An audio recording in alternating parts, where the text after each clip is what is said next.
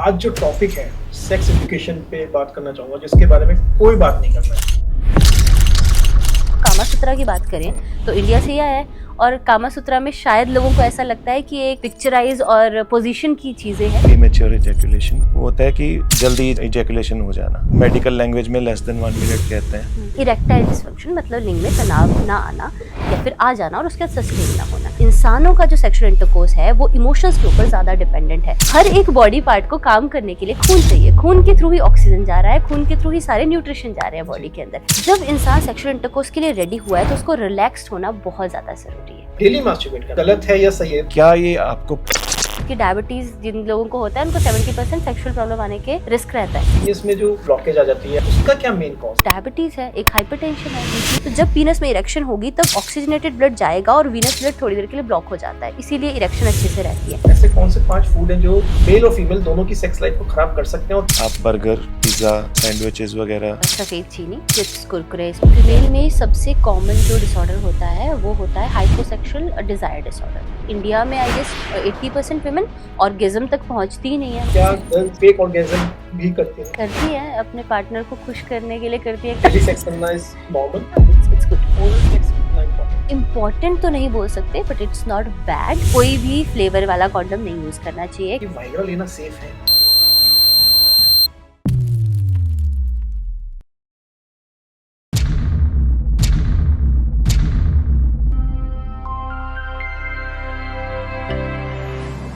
Doctor सुनाई, doctor Somesh, बहुत बहुत स्वागत है पॉडकास्ट बाबा में। Thank you so much. Thank you. कैसे हैं आप? बहुत अच्छा, और यहाँ आके और भी ज्यादा अच्छा लग रहा है। मैचिंग हम सब ने ब्लैक का। बिल्कुल बिल्कुल, सब मैचिंग हो रखे हैं। और आज जो टॉपिक है सेक्स एजुकेशन पे बात करना चाहूंगा, जिसके बारे में कोई बात नहीं कर रहा है। राइट। और जीना सीखो की सीरीज में मैं कहूंगा सब खुल के पूछो। अगर आपके भी कोई क्वेश्चंस आते हैं सेक्स एजुकेशन से लेके, कोई भी मिथ है आपके माइंड में, कोई भी क्वेश्चन है, कमेंट सेक्शन में लिखिएगा, हम उसको उठा लेंगे और आपके आंसर भी देंगे। राइट। मैं आपसे पूछना चाहूंगा सबसे पहले, इसके बारे में कोई बात क्यों नहीं करना चाहता है? मुझे जहां तक समझ में आया, क्योंकि मैं खुद इसके ऊपर रिसर्च कर रही हूँ, इट्स बिन 6 years। पहले हॉस्पिटल में हम लोग कैंसर और किडनी के ऊपर, जैसे हम हिम्स में काम कर ही रहे हैं, उसमें ही काम कर रही थी। मैं मेरठ में थी और वहां मेरे पास बहुत सारी फीमेल पेशेंट आती रहती थी। तो मेरे पास एक फीमेल पेशेंट आई जिसको वजाइनल कैंसर वजाइनल वॉल में हुआ था। बहुत टाइम तक सिर्फ इस वजह से कि मैं किसके सामने बात करूं, किसको बोलूं, उसको पता ही नहीं चला। और फिर वो मेटास्टेसिस मतलब पूरी बॉडी में फैल गया। तब जाके उन्होंने हॉस्पिटल में आए वो लोग। कैंसर अवॉइड ही कर दिया कि मेरी बॉडी में कैंसर है। सिम्टम आ रहे थे, ब्लीडिंग हो रही थी, पेन हो रहा था, बहुत सारी चीजें, बट उन्होंने अवॉइड किया। तो तब मुझे लगा कि थोड़ा ज्यादा ही हो रहा है ये चीजें। ऐसे ही ब्रेस्ट के भी बहुत सारे आते हैं। फीमेल जो है वो अपनी बॉडी को अच्छे से समझती नहीं है, सेल्फ एग्जामिनेशन अवॉइड करती है, जिसकी वजह से ब्रेस्ट में गांठें होती है, समय रहते पता नहीं चलता, बहुत लेटर स्टेजेस में कैंसर का पता चलता है। तो ऐसे बहुत सारे केसेस आए। तब मुझे लगा कि इसके ऊपर समझना चाहिए कि क्यों लोग अपनी बॉडी के पार्ट्स को नहीं समझना चाहते। सेक्सुअल इंटरकोर्स हमारी बॉडी का ही एक प्रोसेस है और सेक्सुअल ऑर्गन हमारे शरीर का ही एक पार्ट है। तो मुझे लगता है कि लोगों को ऐसा लगता है कि अगर हम अर्ली एजेस में, जैसे बच्चों को अगर सेक्सुअल एजुकेशन देना शुरू कर दें, तो कहीं ना कहीं वो बहुत जल्दी सेक्सुअल एक्टिविटीज में इंडल्ज हो जाएंगे। ऐसा मुझे लगता है। आपको क्या लगता है? मैं इससे सहमत हूँ, और इससे सहमत मैं इसलिए हूँ क्योंकि स्कूल में पढ़ाया नहीं गया कि ये क्या चीज सही है, क्या चीज गलत है। टीचर्स अवॉइड करते हैं क्योंकि पेरेंट्स भी नहीं पढ़े। हाँ, राइट। राइट। बात की बात है, हम हाँ। पेरेंट्स को अगर करें तो वो भी, उनको भी नहीं पढ़ाया गया कि क्या चीज है क्या नहीं है। बिल्कुल। आज के टाइम में तो शादी के समय पता चल जाता है किससे शादी हो रही है। हमारे पेरेंट्स के टाइम में तो जिस दिन फेरे हो रहे हैं उस दिन पता चलता था कि दुल्हन कौन है, दूल्हा कौन है। राइट, बिल्कुल बिल्कुल बिल्कुल सही बात है। इस चीज को आज के टाइम में अगर हम देखें तो ये मिटाया कैसे जाए? सेक्सुअल एजुकेशन देनी पड़ेगी हमें, लेकिन ना इसमें एक छोटा सा पॉइंट है, बहुत जरूरी है। अगर हम गलत सेक्सुअल एजुकेशन देना, गलत यौन शिक्षा देना शुरू कर देंगे स्कूल में, तो शायद ये हो सकता है कि हमारी आने वाली पीढ़ी बहुत जल्दी सेक्सुअल एक्टिविटीज में इंडल्ज हो जाए। ये डर भी है, गलत इन द सेंस अगर प्लान्ड ना हो। सो एक्चुअल में ना जो सेक्सुअल थॉट्स आते हैं, जो इंसान का सेक्सुअल बिहेवियर है, ये सारी चीजें बहुत डीप साइकोलॉजिकल है। जैसे सर हमारे साथ जुड़े तो ये बताएंगे कि ये चीजें बहुत छोटी छोटी नहीं होती, बहुत आराम से। अब जब हम सेक्सुअल एजुकेशन देते हैं तो हम हार्मोन्स को भी समझाते हैं, हम बॉडी को भी समझाते हैं, माइंड को भी समझाते हैं, हम सेक्सुअल प्रेफरेंसेस को भी बताते हैं, हम सेक्सुअल ओरिएंटेशन को भी बताते हैं, हम बाउंड्रीज भी बताते हैं। एक लड़की है जिसको यहाँ पे टच करना नॉर्मल लग सकता है, कोई भी उसको यहाँ पे टच कर सकता है, उसके लिए वो बुरी चीज नहीं है। लेकिन एक और लड़की है जिसको थोड़ा सा भी बाजू भी टच करोगे बोलेगी नहीं, टच कैसे कर राइट, और ये नॉर्मल है। अब वो लड़की, मेरे पास ऐसे केसेस आते हैं, वो लड़की है, वो इस वजह से परेशान है क्योंकि सब लोग उसको बोलते हैं इसके अंदर अलग ही ईगो है, वो बहुत सारी चीजें है बेसिकली। अपनी बाउंड्रीज में, यस, मतलब वो उसकी अपनी बाउंड्रीज। हाँ, तो सेक्सुअल एजुकेशन में अपनी बाउंड्रीज बनाना, इंडिविजुअल बाउंड्रीज बनाना, उन बाउंड्रीज को रिस्पेक्ट करना और दूसरे इंसान की बाउंड्रीज को रिस्पेक्ट करना, ये सब चीजें आती है। गुड टच बैड टच ही नहीं होता सिर्फ जो आजकल स्कूल में पढ़ाया जा रहा है। तो ये वास्ट टॉपिक है, इसीलिए प्लान्ड बनाना बहुत ज्यादा जरूरी है, ताकि हम किस एज में किस बच्चे को कितना कितना बताना है, कितना नहीं बताना है, ये सब चीजें हमें पता हो। सर आपका क्या कहना है इस पे? जब से इंसान है तो बिना सेक्स के तो आगे जनरेशंस बढ़ी नहीं है, है। तो ये this is an integral part of life. ठीक है, जितने भी जानवर हैं सब प्रोक्रिएशन के लिए या आगे रिप्रोड्यूस करके अपनी जनरेशन को आगे बढ़ाना। अब इतना पहले से ये हम आज तक पहुंच पाए हैं, हजारों साल ये इवोल्यूशन जो हुआ है, ये एक इंटीग्रल पार्ट था, लेकिन इसको एक टैबू टॉपिक बना दिया गया है। इसके बड़ा स्टिग्मेटिक सा रहता है इसके बारे में बात करना। इसमें मैं एक चीज और कहना चाहूंगा सर, सबके घर भी सेक्स की वजह से ही बने हैं सबके, लेकिन सबका पहला घर भी यूट्रस होता है जी। हाँ, इसके अलावा कहीं और जन्म नहीं ले सकता है। सबसे पहला घर उसका वही होता है, 9 महीने वही रहता है, लेकिन तब भी इसके बारे में बात नहीं करी जाती। लेडीज हैं वो गायनेकोलॉजिस्ट, मेल गायनेकोलॉजिस्ट डॉक्टर्स रहते हैं, उनके पास जाना नहीं चाहते हैं इस तरह। Insecurities हाँ, या शर्म आती है। वही शर्म जिसको हम कहते हैं कि स्टिग्मेटिक रहता है। हमने कहीं ना सेक्सुअल एजुकेशन को शर्म के साथ लिंक कर दिया। ये हमारी ही गलती है, ये हमारी सोसाइटी की गलती है। अगर आप कामा सूत्रा की बात करें तो इंडिया से ही आया है, और कामा सूत्रा में शायद लोगों को ऐसा लगता है कि एक सिर्फ पिक्चराइज और पोजीशन की चीजें हैं, जबकि कामा सूत्रा में 7 चैप्टर्स थे जिसमें पहले सेक्सुअल एजुकेशन सिखाई जाती थी। अगर इंसान की शादी हो रही है तो शादी के बाद आपको अपने मतलब वाइफ को अपने पति के घर वालों के साथ रिलेशनशिप कैसे रखने हैं और अच्छे कैसे बनाने हैं, वो सब चीजें सिखाई जाती है। इंडिया में सिर्फ मेन पार्ट देखा जाता है कि इसमें सिखाया क्या जा रहा है, Right. उसको ये नहीं दिखाया जाता कि बिगिनिंग टू एंड पूरा समझाया जा रहा है कि आपको जीना कैसे। ये प्रॉब्लम ये है, इन्वेडन के टाइम पे ना, जब क्या बोलेंगे, जब ब्रिटिशर्स इंडिया आए तो उस समय उस बुक में काफी सारे चेंजेस किए गए, तोड़ मोड़ के सिर्फ जो पोजीशन वाला पार्ट था जो कि सिर्फ 2nd चैप्टर था उसको हाईलाइट किया गया। इसीलिए पूरी दुनिया और अब के टाइम पे हिंदुस्तान भी उसको ऐसे ही देखता है। पर पहले के टाइम पे सेक्सुअल एजुकेशन दी जाती थी, 6th स्टैंडर्ड से सेक्सुअल एजुकेशन देना शुरू कर दिया जाता था। सर अगर आप किसी को काउंसिल कर रहे हैं, आप समझा रहे हैं, तो आप कैसे समझाते हैं, मतलब कैसे कैसे केस आते हैं, पहले तो मैं ये भी जानना चाहूंगा। और उसमें से अगर 100 केसेस आ रहे हैं उसमें से 99 सेम प्रॉब्लम एक ना एक तो निकलती होगी सबकी, निकलते क्या हैं। प्रॉब्लम होती है, उसको कैसे हल करते हैं? मेन प्रॉब्लम यही होती है कि वो अपनी बॉडी को नहीं समझते हैं। फीमेल दोनों में ऐसा होता है। और जहां तक सेक्स एजुकेशन की बात है, हमारी कंट्री में सेक्स एजुकेशन अगर स्कूल्स में नहीं है तो वो ले कहाँ से रहे हैं? अब वो कहाँ से ले रहे हैं? सर फ्रेंड्स से, ले रहे हैं, गलत सोर्सेज से ले रहे हैं। गलत सोर्सेज से गलत इंफॉर्मेशन मिलती है और फिर वो उसको अपने अंदर डालते रहते हैं और विद टाइम वही बन जाता है उनका कि हाँ दिस इज करेक्ट, और जो ज्यादातर करेक्ट होता नहीं है, जिसकी वजह से उनको वो प्रॉब्लम्स होती हैं। तो हमें पीछे जाकर इन मिथ्स को सही करना पड़ता है। जैसे दोस्त हैं, 4 दोस्त हैं आपस में, तो वो बात करते हैं, तो एक छोटा है, 3 बड़े हैं, वो आपस में बात कर रहे हैं, तो वो कहते हैं ना कि मेरा घर तो इतना बड़ा है, मेरे पापा के पास तो इतना पैसा है।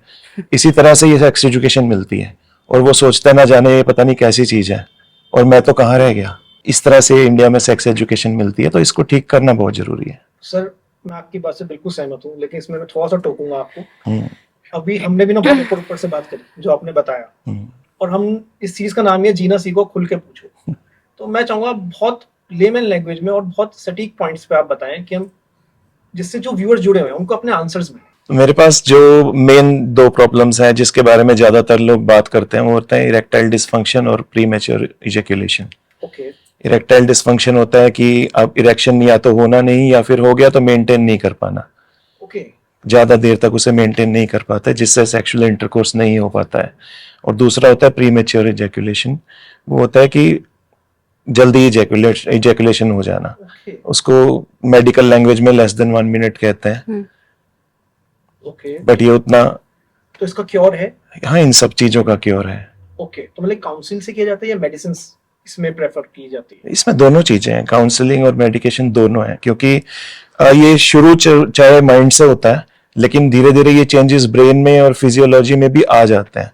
तो उन चेंजेस को फिजियोलॉजिकल तरीके से भी ठीक किया जाता है और साइकोलॉजिकली भी ठीक किया जाता है। इनको हम जनरली डिसऑर्डर्स बोलते हैं, डिजीज नहीं बोलते। अगर ये डिसऑर्डर्स किसी में हैं, तो इस डिसऑर्डर का उनके अंदर जन्म कब हुआ? मतलब उन्होंने ऐसी क्या गलतियां करी, क्या चीजें करी अपने खान पान में, उन्होंने कोई चीज किया या उन्होंने कोई गलत हरकतें करी, क्या कहा जाता है कि बचपन की गलतियां उसका रिजल्ट है ये, तो क्या चीजें होती हैं जिससे ये सारी प्रॉब्लम्स आती हैं? ये बचपन की गलतियां उनके दिमाग में होता है कि ये बचपन की गलतियों से हुआ है। फिर होता किस वजह से? अगर ये होता है, ये एक विशेष साइकिल है। आपको मैं बताता हूँ, स्टार्ट हुआ जी, और हमने सोच लिया कि हमसे ये नहीं हो रहा है, हम परेशान हुए, फिर हमने कोशिश की लेकिन इस बार हम परेशान थे, फिर नहीं हुआ। ये हमारा जो थॉट था उसको पीछे से एक मोमेंटम मिल गया कि नहीं कुछ गड़बड़ है, फिर हम उसको और ट्राई करते हैं और रिपीटेड फेलियर्स के बाद फिर ये एक पैटर्न बन जाता है। और माइंड को ये मैसेज जाता है कि कुछ गलत है, कि आप नहीं हो पाएगा आपसे, तो ये एक घर कर जाता है। तो उसे उसी तरीके से रिवर्स करना पड़ता है, slow, one step at A time, धीरे धीरे। तो मतलब आपकी इस आंसर से जो मुझे लग रहा है कि प्रॉब्लम कुछ नहीं है, आप अपने माइंड से जीतना है बस आपको। 50% जो है वो माइंड से होता है। So there are 3 type of sexual disorder, हम ये समझ लेते हैं। एक होता है फिजियोलॉजिकल, जो बॉडी से है, क्योंकि अब इरेक्शन की बात कर रहे थे, इरेक्टाइल डिसफंक्शन मतलब लिंग में तनाव ना आना या फिर आ जाना और उसके बाद सस्टेन ना होना। तो लिंग में मतलब पीनस में कोई हड्डी तो नहीं होती है ना? कुत्तों के पीनस में होती है, कुछ एनिमल के पीनस में होती है, क्योंकि वो सिर्फ रिप्रोडक्शन के लिए सेक्सुअल इंटरकोर्स करते हैं। इंसानों का जो सेक्सुअल इंटरकोर्स है वो इमोशंस के ऊपर ज्यादा डिपेंडेंट है। कुछ साइंटिस्ट ऐसा कहते हैं कि पहले के टाइम में शायद ह्यूमंस में भी, जो हमारी पुरानी स्पीसीज थी, उसमें बैक्यूलम होता था, एक हड्डी होती थी, बिल्कुल लचीली हड्डी होती है। उसके धीरे धीरे इवोल्यूशन के साथ साथ में वो हड्डी खत्म हो गई। इसीलिए साइकोलॉजिकल बहुत ज्यादा इम्पैक्ट होता है। माइंड अगर सही नहीं है तो you won't be able to do sexual intercourse. But उसके साथ साथ में बॉडी का भी रोल रहता है, क्योंकि खून भरेगा पीनस के अंदर तो उसमें तनाव आएगा, है ना? खून भरेगा पीनस के अंदर तो उसके अंदर तनाव आएगा। अगर खून भरने वाली जो वेसल्स है, अगर वो अंदर से डैमेज हो जाए तो वो खुल नहीं पाएंगी। आप आंखों के अंदर देखते हो, बिल्कुल लाल लाल छोटी छोटी आपको कोशिकाएं दिखती है, नहीं सभी की होती है, ये वेसल्स है। हर एक बॉडी पार्ट को काम करने के लिए खून चाहिए, खून के थ्रू ही ऑक्सीजन जा रहा है, खून के थ्रू ही सारे न्यूट्रिशन जा रहे हैं बॉडी के अंदर। पीनस के अंदर भी, आंखों के अंदर जैसे छोटी छोटी होती है ना, इससे थोड़ी सी बड़ी वेसल्स होती है, उसके अंदर एक स्पॉन्ज की तरह टिश्यू होता है, उस स्पॉन्जी टिश्यू में भर जाता है ब्लड। जब इंसान को सेक्सुअल, पहले तो डिजायर होना बहुत जरूरी है। इच्छा अगर आपकी सही नहीं है किसी भी वजह से, जैसे सर ने अभी स्ट्रेस है किसी इंसान को, या फिर डर बैठा हुआ है, मैं सेक्सुअल इंटरकोर्स कर ही नहीं पाऊंगा। जब इंसान सेक्सुअल इंटरकोर्स के लिए रेडी हुआ है तो उसको रिलैक्स्ड होना बहुत ज्यादा जरूरी है। अगर उस समय उसके दिमाग में टेंशन चल रही है तो कॉर्टिसोल रिलीज होगा। दिमाग, आपने कभी देखा, अच्छा अगर यहाँ पे सांप आ जाए अभी तो क्या करोगे आप? पॉडकास्ट चल रही है फिर भी भाग जाओगे ना? मैं भी भागूंगी। 95% सांप जो होते हैं वो जहरीले नहीं होते सर, राइट? मुझे ये चीज पता है, मैं फिर भी भागूंगी। मैं ये नहीं सोचने बैठूंगी अभी यार पता नहीं जहरीला होगा, यानी बाद में सोच के भागूंगी। ह्यूमन बॉडी डिजाइन है इस तरह से। ब्रेन के 2 सिस्टम होते हैं, सिंपैथेटिक और पैरासिम्पैथेटिक। सिंपैथेटिक है फाइट एंड फ्राइट वाला सिस्टम, में अभी कुछ हुआ तो एकदम से भागना है, एक्शन लेने के लिए। अगर दिमाग को आपने वो सिग्नल दे दिया, मतलब स्ट्रेस वाला सिग्नल दे दिया, दिमाग बोलेगा खत्म करो ये जो भी एक्टिविटी करो, ये सही नहीं है, तो वो इंसान स्ट्रेस के टाइम पे सिंपैथेटिक एक्टिवेट हो जाता है। ये हो रहा है स्ट्रेस की वजह से। दूसरा मैंने आपको बोला ब्लड वेसल्स की वजह से। तीसरा होता है नसों की कमजोरी की वजह से, नर्व्स के थ्रू सिग्नल ही नहीं पहुंच पा रहे हैं नीचे अच्छे से, क्योंकि सिग्नल भी पहुंचना जरूरी है, दिमाग से इधर तक जा रहा है। तो उसी से लिंक हो जाएगा ना कि माइंड आपका वहां पे नहीं है लेकिन आप फिर भी एक्टिविटी परफॉर्म कर रहे हो, ये भी हो सकता है। सो ऐसे डिफरेंट रीजन मतलब कि कई बार हमारा माइंड उसमें नहीं है, हम सेक्सुअली इंटीमेट नहीं होना चाह रहे लेकिन फिर भी आप इंटीमेट हो रहे हो, लेकिन आप उस समय परफॉर्मेंस आपकी अच्छी नहीं रही, लेकिन आप उस चीज को लिंक कर दो कि मेरे साथ तो ये डिसऑर्डर है। यस, यही सर कह रहे थे अभी, यही होता है। सो बेसिकली दिमाग कैसे काम करता है, मैं बहुत बार एग्जांपल देती हूँ। मुझे राजमा चावल बहुत पसंद है, मेरे फेवरेट है। अब मेरे सामने यहाँ पे राजमा चावल रखेंगे, मेरे मुंह में पानी आना शुरू हो जाएगा। लेकिन अगर उस राजमा चावल में कंकड़ होंगे, मैं राजमा चावल खा रही होंगी, राजमा का चावल का टेस्ट सेम है, कंकड़ आगे तो टेस्ट का, कंकड़ का फील भी मेरे जीभ पे आ रहा है और वो चीज स्टोर हो रही है मेरे दिमाग के अंदर। हमारा दिमाग ऐसे ही काम करता है। अगर अगले 5 बार जब भी मैं राजमा चावल खाऊंगी उसमें कंकड़ आएगा, मैं 6th टाइम बोलूंगी मुझे राजमा चावल पसंद नहीं है, जबकि मैं एक इंटेलिजेंट ह्यूमन बीइंग हूँ, मुझे पता है राजमा चावल के अंदर कंकड़ है, उसकी वजह से मेरा टेस्ट खराब हो रहा है, फिर भी दिमाग ऐसे काम कर रहा है। तो अगर आपने 6-7 बार सेक्सुअल इंटरकोर्स किया, किसी वजह से आप परफॉर्म नहीं कर पाए, हो सकता है बॉस बहुत डांट रहा हो, डेडलाइन हो कोई, आपको ऐसा लगने लग जाता है मेरी बॉडी में प्रॉब्लम है, दिमाग को लगने लग जाता है और फिर दिमाग आपको परफॉर्म ही नहीं करने देता। ये सारा साइकोलॉजिकल, ये विशियस साइकिल एक चलता है। अच्छा, आपने कभी नोटिस किया हो, सपोज आप ऐसा एक बार इमेजिन कीजिए कि आप स्विमिंग सीखने जा रहे हैं, ठीक है, आप जा रहे हैं स्विमिंग सीखने के लिए, फर्स्ट टाइम जा रहे हैं, और जाने से पहले आपके मन में डर है कि कहीं मैं डूब तो नहीं जाऊंगा, और उस दिन ऐसा कुछ होता है कि आप डीप वाटर में और सच में डूबते हैं, आपको बचा के बाहर निकाल लाते हैं, लेकिन अब कितना मुश्किल होगा आपको कन्विंस करना कि आप स्विमिंग कर सकते हो। कि आपको डुबाया आपके माइंड ने है, आपकी बॉडी ने नहीं डुबाया क्योंकि माइंड का ही खेल है। मैं कहता हूँ दोनों में से कोई भी कारण हो, आप डूबे, लेकिन जो मैसेज गया वो ये था कि मुझे पहले ही पता था कि मैं डूब जाऊंगा। Yes. फिर उसको रीट्रेन करना पड़ता है, दोबारा से रीवायरिंग करनी पड़ती है ब्रेन की। दिमाग में हमारे सेंटर्स होते हैं, अमिगडाला, हिप्पोकैम्पस, जो इमोशंस और मेमोरी को स्टोर करता है। अभी हम जो भी कर रहे हैं ना, अगर हमारा पॉडकास्ट अच्छा जा रहा है, हमारी बात अच्छी हो रही है, दिमाग में स्टोर हो रहा है सब कुछ, ये इंसान अच्छा है, मुझे कंफर्टेबल फील कराता है।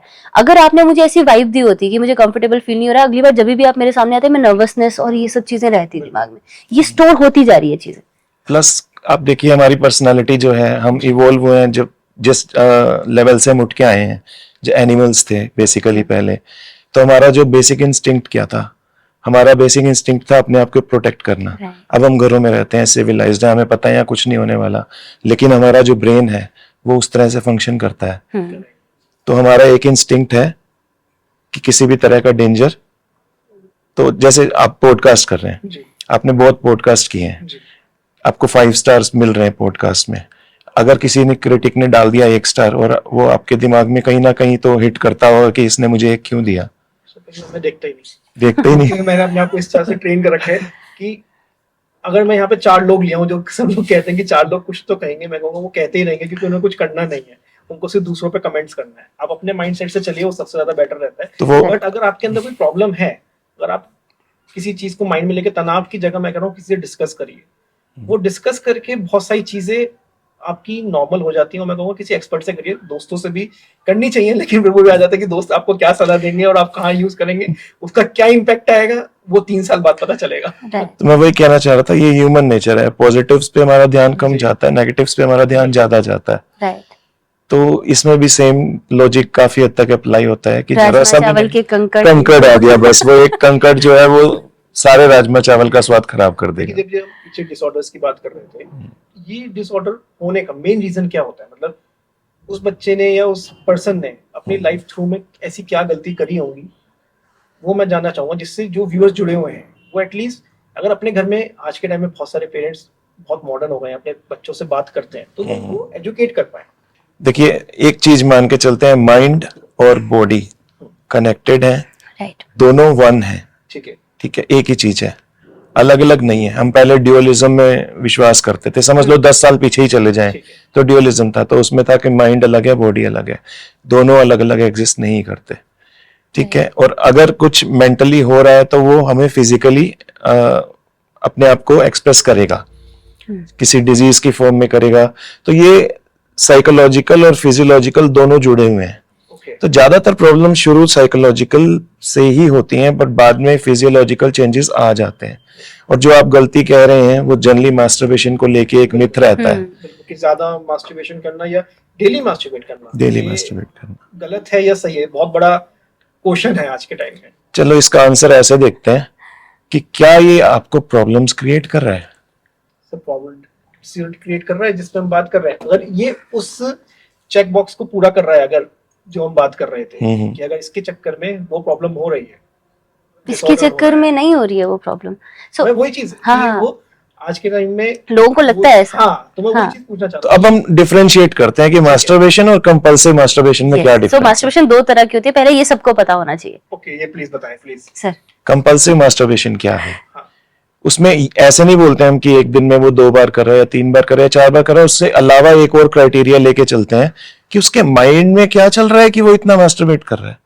वो उसका बिहेवियर जो है वो कंपल्सिव हो चुका है। आप पढ़ना चाहते हो लेकिन आप कंसंट्रेट नहीं कर पा रहे क्योंकि आपके माइंड में उससे रिलेटेड कंटेंट चल रहा है, राइट, तो वो आपकी स्टडी को इंटरफियर करेगा, आपकी स्टडी से इंटरफियर करेगा। ये इसी तरह आप काम करते हैं, आप ऑफिस में गए हैं, कोलीग्स के साथ बैठे हैं और बैक ऑफ द माइंड वो चीज ट्रिगर हो रही है बार बार और आपको जाना पड़ता है, तो अब हम इसको कहते हैं कंपल्सिव मास्टरबेशन। मतलब काम करते हुए ट्रिगर हो रही है। जैसे कि आपने ओसीडी के बारे में सुना है, जी। आज के टाइम पे हर कोई ओसीडी के बारे में जानता है कि बार बार हाथ धोते हैं वो लोग, कंपल्सिव ऑब्सेसिव कंपल्सिव डिसऑर्डर। तो यहाँ पे क्या हुआ, एक इंसान बहुत ही नॉर्मल मास्टरबेशन में एक इंसान को पता है कि उसकी कुछ सेक्सुअल नीड्स है, उसको सेक्सुअल डिजायर हो रही है, और उस स्ट्रेस को, सेक्सुअल स्ट्रेस को रिलीज करने के लिए वो मास्टरबेशन कर लेता है जब उसका खुद का मन है और उसका खुद का कंट्रोल है, उसको पता है कि Normal हुआ, I guess। ये नॉर्मल ये है। normal। लेकिन अब नॉर्मल तब है जब अभी जैसे मैंने मास्टरबेशन बोल दिया, हो सकता है वहां पे कोई बैठा हो और उसने मास्टरबेशन सुन ही लिया, अब उसके दिमाग में एक थॉट आ गया। अब इस जब तक वो घर नहीं जाता या बाथरूम में जाके जहां पे भी जाके वो जब तक मास्टरबेट नहीं कर लेता तब तक उसके दिमाग में से थॉट वो नहीं रिलैक्स ही नहीं हो पाएगा। He won't be able to do anything उसके अलावा। तो वो उसकी फिल्म चलती रही, आप ये सोचो, गोल अचीव नहीं कर लेता, मतलब इसको गोल बोला जाए। और फिर थोड़ी देर बाद फिर से उसको हो जाएगा, क्योंकि जब भी कोई इंसान मास्टरबेशन करता है उसको डोपामिन रिलीज होता है। करेक्ट। उसका दिमाग कहीं ना कहीं, पहले ये समझते हैं, सिगरेट स्मोक करता है कोई इंसान, आपके भी कुछ फ्रेंड्स होंगे, मेरे भी कुछ फ्रेंड्स हैं चेन स्मोकर है, जैसे थोड़ा सा स्ट्रेस आता है सिगरेट पी लेते हैं, क्योंकि सिगरेट पीने के बाद डोपामिन रिलीज हो रहा है, वो डोपामिन उनको थोड़े समय के लिए रिलैक्स कर देता है। लेकिन उस चक्कर में जो चीजें उसको स्ट्रेस दे रही थी वो तो सारी छोड़ता जा रहा है ना। वो मान लो आज उसको एक डेडलाइन थी मीट करने के लिए, वो नहीं उसने करी, उसकी जगह पे वो स्मोक कर लेता है। वैसे ही मास्टरबेट कर रहा है कोई इंसान, स्ट्रेस से रिलेटेड जितनी भी चीजें उसकी लाइफ में हो रही है सबके लिए, अब वो उसको पता है मास्टरबेट कर लेता है, वो थोड़े समय के लिए अच्छा फील होता है, पर उसको ये नहीं पता किस वजह से होता है। तो वो चक्कर जो चले जा रहा है वो बार बार उसको ट्रिगर करेगा। तो इस वाले मास्टरबेट की जो हम बात कर रहे हैं, इज नॉट हेल्दी। इससे नर्व्स कमजोर होती हैं जिसकी हम बात कर रहे थे। नहीं, नर्व्स कमजोर नहीं होगी। आप ये सोचो ना, मैंने अभी आपको इसीलिए एग्जांपल दिया। अब मान लीजिए ये सामने बैठे हुए हैं सर, अगर ये अभी पूरा दिन भर कुछ नहीं काम कर पा रहे मास्टरबेशन के अलावा, तो इनकी जिंदगी में क्या क्या प्रॉब्लम आएंगी? ये तो इनके साथ सालों साल चलता रहेगा ना। क्या ये इंसान कुछ कर पाएगा? Yes sir please. मैं थोड़ा साइंटिफिक तरीके से इसको एक्सप्लेन करता हूँ। कुछ प्लेजरेबल होता है अगर हमारी लाइफ में, तो डोपामिन रिलीज होता है। अब डोपामिन रिलीज होता है, हमें अच्छा लगता है, तो हम उसे दोबारा एक्सपीरियंस करना चाहते हैं। तो आपने एडिक्शन देखा होगा किसी भी तरह का, चाहे वो स्मोकिंग की बात है या गैम्बलिंग की बात है, तो वो बिहेवियर बढ़ता रहता है, बार बार डोपामिन के वो जो शॉट्स रिलीज हो रहे हैं आपके ब्रेन में, तो वो जिन रिसेप्टर्स पे काम करते हैं, धीरे धीरे वो रिसेप्टर डिसेंसिटाइज हो जाते हैं। यस। और बहुत ज्यादा हैबिट हो जाती है अपनी नॉर्मल कंडीशन में रहने के लिए। तो सेम मास्टरबेशन के साथ होता है। और बाद में ये बुरा क्यों है? क्योंकि हमारा ब्रेन जो है वो डिसेंसिटाइज हो चुका है इस चीज को लेके, ड्यू टू एक्सेसिव मास्टरबेशन। जो कंपल्सिव बिहेवियर है, जो हमारे रिसेप्टर्स हैं वो डिसेंसिटाइज हो चुके हैं, इसलिए सेक्सुअल एक्ट में उन्हें मजा नहीं आता। और वो इसी को बोलते हैं कि बचपन की गलतियां। यस। मास्टरबेशन गलत था या कंपल्सिव मास्टरबेशन गलत था, ये है main. And there are a few people जिनको ऐसा लगता है कि उन्होंने नॉर्मल मास्टरबेशन किया है, लेकिन अब जैसे 18 साल की उम्र में बहुत मास्टरबेशन किया। अब मेरे पास पेशेंट आ रहा है 37 इयर्स, अभी तक सब कुछ सही चल रहा था, बच्चे हो गए, शादी अच्छा हुआ, अभी उनको सेक्सुअल प्रॉब्लम आनी शुरू हुई, तो उसको लग रहा है कि मैंने 18 साल की उम्र में क्योंकि गलती की थी, क्योंकि इट्स बैड, तो अब मुझे उसी की वजह से प्रॉब्लम आ रही है। 4 साल से बंदा गलत ही ट्रीटमेंट लिए जा रहा है, मास्टरबेशन के साइड इफेक्ट के लिए ट्रीटमेंट लिया जा रहा है, बाद में चेक किया तो डायबिटीज निकला उसको, क्योंकि डायबिटीज जिन लोगों को होता है उनको 70% सेक्सुअल प्रॉब्लम आने के रिस्क रहता है। ओके, या ये पहली बार पता चला मुझे। इसका डायबिटीज बेसिकली इंसुलिन जो है वो अपना टारगेट सेल पे काम नहीं कर पा रहा है, जिस वजह से हम कहते हैं कि डायबिटीज है। और वो वही मैकेनिज्म जो है वो ब्लॉकेज करता है आर्टरीज में। आपने देखा होगा डायबिटिक पेशेंट का दिखना थोड़ा ब्लरी हो जाता है ना, वो सारा इसी का प्रॉब्लम है कि आंखों तक जो ब्लड वेसल्स, ग्लूकोज अब यहाँ से चेक करते हैं वो ग्लूकोमीटर से, आपने देखा होगा, मतलब खून के अंदर शुगर की मात्रा ज्यादा है, खून के अंदर शुगर की मात्रा ज्यादा है, मतलब धमनियों में शुगर की मात्रा ज्यादा है, ब्लड वेसल्स में। जहां पे शुगर की मात्रा ज्यादा होगी वहां पे उनको डैमेज करना स्टार्ट कर देगी वो। तो पीनस के अंदर भी ब्लड वेसल थी तो उनको भी डैमेज करना स्टार्ट कर देगी वो। तो धीरे धीरे करके इरेक्शन की प्रॉब्लम आनी शुरू हो जाती है बहुत सारे लोगों को। ये शुगर के थ्रू हुई। हाँ, ये डायबिटीज के थ्रू। मास्टरबेशन सेफ है हाँ, अगर आप बिल्कुल बिल्कुल सही तरीके से कर रहे हो, सही तरीके से कर रहे हो, आपको देख के कर रहे हो, आपको एडिक्ट नहीं हो उससे। बिल्कुल बिल्कुल बिल्कुल। तो फिर जो हम पीनस में जो नर्व्स की बात कर रहे हैं, ब्लॉकेज आ जाती है, तनाव नहीं आता है, उसका क्या मेन कॉज है? मतलब वो कहाँ से क्रिएट हो रहा है? अभी बताया ना, एक डायबिटीज है, एक हाइपरटेंशन है, बीपी, बहुत। ये तो हाँ, मतलब एक बीमारियां हो गई कि ये चीज आप में है। मैं कह रहा हूँ कोई 24 इयर्स का कोई बॉय है, हाँ उसके साथ ये प्रॉब्लम्स आ रही हैं, उसको डायबिटीज भी नहीं है, हर चीज नॉर्मल है, स्ट्रेस भी नहीं रहता है, लेकिन तब भी उसको ये दिक्कत आ रही है, तो फिर क्या कॉज हो सकता है? ऐसे बहुत कम केसेस होते हैं जहाँ पे एक बड़ा एक कॉमन जो हमने कह रहे हैं कि बहुत कम है, मेरे पास क्वेश्चंस भरे हुए हैं। नहीं बिल्कुल बिल्कुल। 24 to 27 age is the most जिन्हों पर्सन्स ने पूछे हैं क्वेश्चंस कि हमारे साथ ये प्रॉब्लम्स आ रही है, आप इसका हल बताएं कि ये प्रॉब्लम आई क्यों? रिपोर्ट उन्हें कैसे पता कि ये नर्व की वजह से है? यही सबसे दिक्कत पहली है। बात, नहीं, वो कह रहे हैं हमारे उसमें बिल्कुल। इरेक्शन नहीं हो रहा है। इरेक्शन नहीं हो रहा है तो उसमें बहुत सारी चीजें हैं। ये तो हमने शुरू में बोला ना कि थॉट्स पहले डिजायर होना जरूरी है, टेस्टोस्टेरोन हार्मोन का होना बहुत जरूरी है सही लेवल पे। अगर वो कम हो रखा है तो डिजायर कम हो जाएगी, डिजायर कम हो जाएगी तो जब तक दिमाग तक सिग्नल नहीं पहुंचा, इरेक्शन दिमाग का खेल भी है। आप कोई चीज देखते हो, अब इरेक्शन लड़कों में कैसे होता है, किसी ऐसे इंसान को देखते हैं जिसके लिए वो डिजायरेबल फील करते हैं, इरेक्शन आनी शुरू हो जाती है, कैसे हो रही है वो? यहाँ से थॉट से जा रहा है ना पूरा सब चीजें। अगर थॉट ही गलत आ रहे हैं तब प्रॉब्लम हो जाएगी। दूसरा अराउजल है, सेक्सुअल इंटरकोर्स के थॉट्स के बाद भी बॉडी भी रिस्पॉन्स देती है, जैसे हार्ट बीट बढ़ जाती है। क्या आपको उतना एक्साइटेड फील होता है पहले से? पुराने सेक्सुअल एक्सपीरियंस गंदे हो गए आपके। जो मैं राजमा चावल वाला एग्जांपल दे रही थी, उसको समझने की कोशिश कीजिए। दिमाग ने सेक्सुअल एक्सपीरियंस को गंदा मान लिया है, अब वो आपकी बॉडी को रेडी ही नहीं कर रही है सेक्स के लिए। हम दिमाग में क्या थॉट चल रहा है, नहीं है नहीं है नहीं है, अच्छा नहीं। निकलेगा। हाँ, ये वाला चीज है, ये साइकोलॉजिकल है। लेकिन हाँ सर, इन्होंने एक चीज सही बोली। अभी मेरे पास बहुत सारी रिपोर्ट्स आ रही है, पेशेंट जो है डॉपलर वगैरह कराते हैं तो पता चलता है हमें कि पिनाइल इनसफिशियंसी है, मतलब पीनस की तरफ खून अच्छे से नहीं पहुंच रहा है, या फिर वेन्स जो है वो लीक हो रही हैं। तो पीनस में जब भी इरेक्शन होती है उस समय एक तो आर्टीरियल ब्लड, बॉडी में दो तरह के वेसल्स है, एक खून लेके जाती है ऑक्सीजनेटेड और एक डीऑक्सीजनेटेड वापस लेके आती है। तो जब पीनस में इरेक्शन होगी तब ऑक्सीजनेटेड ब्लड जाएगा और वीनस ब्लड थोड़ी देर के लिए ब्लॉक हो जाता है, इसीलिए इरेक्शन अच्छे से रहती है। कई लोगों की वो जो वेन्स है वो कमजोर हो जा रही है या आर्टरीज कमजोर हो जा रही है, तो आर्टरीज कमजोर होंगी तो खून अच्छे से पहुंचेगा नहीं, वेन्स कमजोर हो जाएंगे तो लीक हो जाता है ब्लड, उसकी वजह से भी इरेक्शन जो है वो सस्टेन होके नहीं रहता। लाइफस्टाइल बहुत बड़ा रीजन है, ईटिंग शुगर, अल्कोहल, स्मोकिंग सबसे बड़ा कारण है आज के टाइम पे, जो मुझे अभी तक समझ में आया। लाइक और रिफाइंड फूड्स जो है, जितने packed foods, fast food, refined food जो हम मैं आप दोनों से जानना चाहूंगा, ऐसे कौन से 5 फूड हैं जो मेल और फीमेल दोनों की सेक्स लाइफ को खराब कर सकते हैं और कर भी रहे हैं?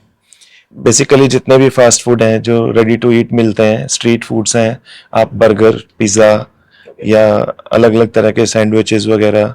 मेयोनीज? मेयोनीज बिल्कुल अच्छी चीज़ नहीं है। आपको पता है मेयोनीज कैसे बनती है? नहीं सर, मुझे आइडिया पाम ऑयल से बनती है। नहीं। ओके। बहुत सारा ऑयल और उसके अंदर एग डाल के उसको मैश किया जाता है तो मेयोनीज तैयार होती है, तो ये और बहुत सारा शुगर भी ये डलता है जमती है उसमें। हमारे पेट में या हमारी बॉडी में कहीं ना कहीं जाके स्टोर होती इसी है? को कहते हैं बैड कोलेस्ट्रॉल। अच्छा, ओके। बाकी sugar is not good excess में।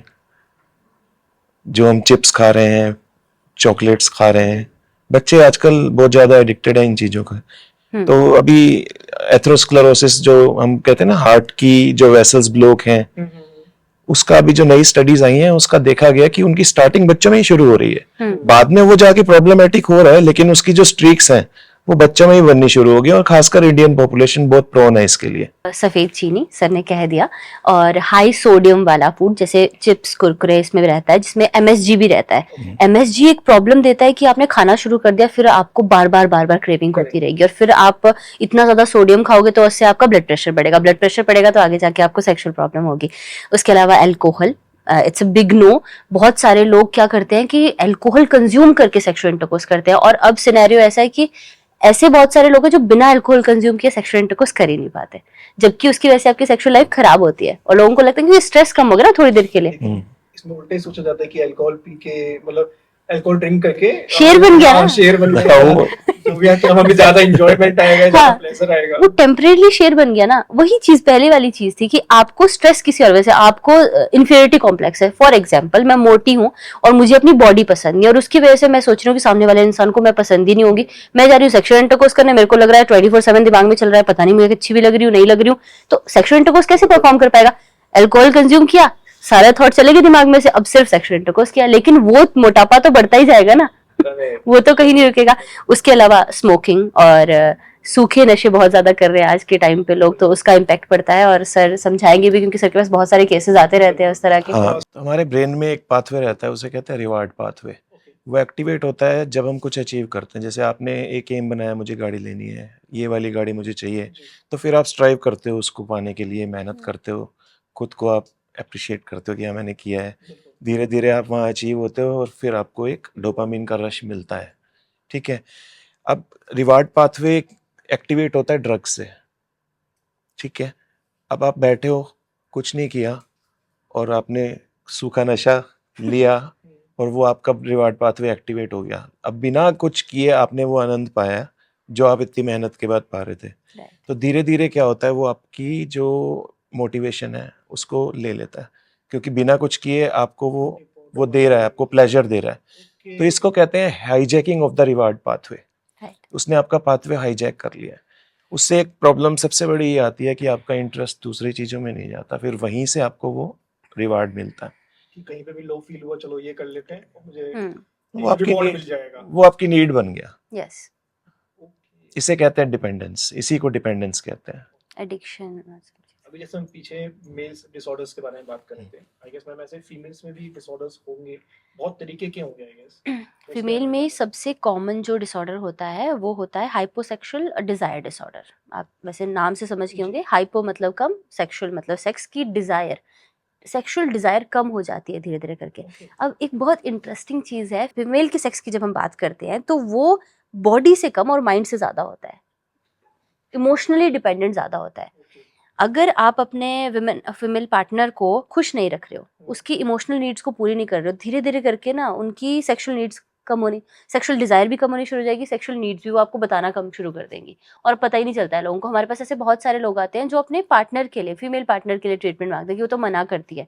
हम उनको ही बताते हैं कुछ छोटे छोटे ट्रिक्स, वो छोटी छोटी चीजें करते हैं, आधे ज्यादा लोगों को तो वैसे ही सही हो जाता है, मतलब हाँ अब तो लोग जुड़े हुए हैं, समझना चाह रहे होंगे कि अब आया मेन, अब हमें सीखना है, क्या करना है। तो इसके लिए सर वैसे तो काउंसलिंग लगती है। काउंसलिंग में हम समझते हैं कि एक हर एक इंसान की एक इंडिविजुअलिटी है। मैं एक अलग तरह के इंसान हूँ, मेरा भाई अलग है, जबकि हमारे पेरेंट्स सेम है, फिर भी हम दोनों बिल्कुल अलग हैं।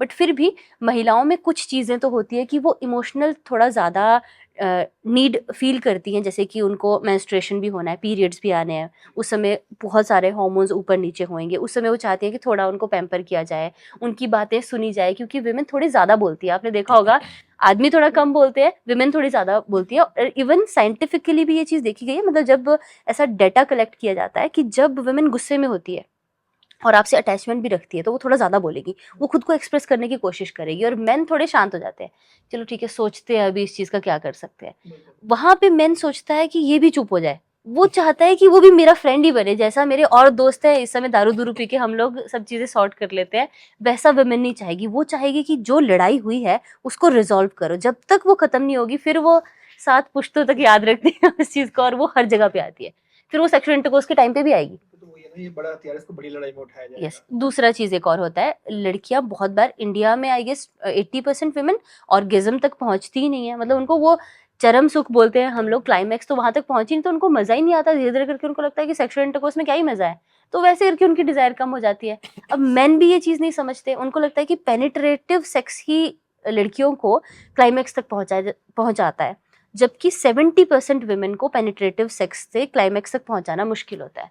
तो उनको क्लाइटोरल स्टिमुलेशन, कुछ बहुत सारी फोर प्ले, आफ्टर प्ले, बहुत सारी चीजें होती है जो जरूरी है। जी स्पॉट अगर ढूंढ लिया जाए हाँ। तो हर चीज प्लेजर ही प्लेजर है। कुछ नहीं है, ये सब जी स्पॉट चीजें एक मिथ है। मिथ है। और हमारे कल्चर में क्या है ना, वुमेन को हमेशा से एक पैसिव रेसिपिएंट ऑफ इसमें माना गया है, मतलब जो सेक्सुअल एक्ट है उसमें फीमेल्स को एक पैसिव रेसिपिएंट माना गया है, ऐसा नहीं है। बिल्कुल। फीमेल का बड़ा बहुत ही एक्टिव रोल रहता है, राइट। और साइकोलॉजिकली अगर वो एक्टिव नहीं है हम्म। तो फिर वो इस चीज को एंजॉय नहीं करेगी, राइट। फिर वो अंडर प्रेशर हो सकता है। देखिए मेल्स में नजर आता है, फीमेल्स में ये चीज नजर नहीं दिखती आती, नहीं है। राइट। इसलिए इस चीज को इम्पोर्टेंस नहीं दी जाती।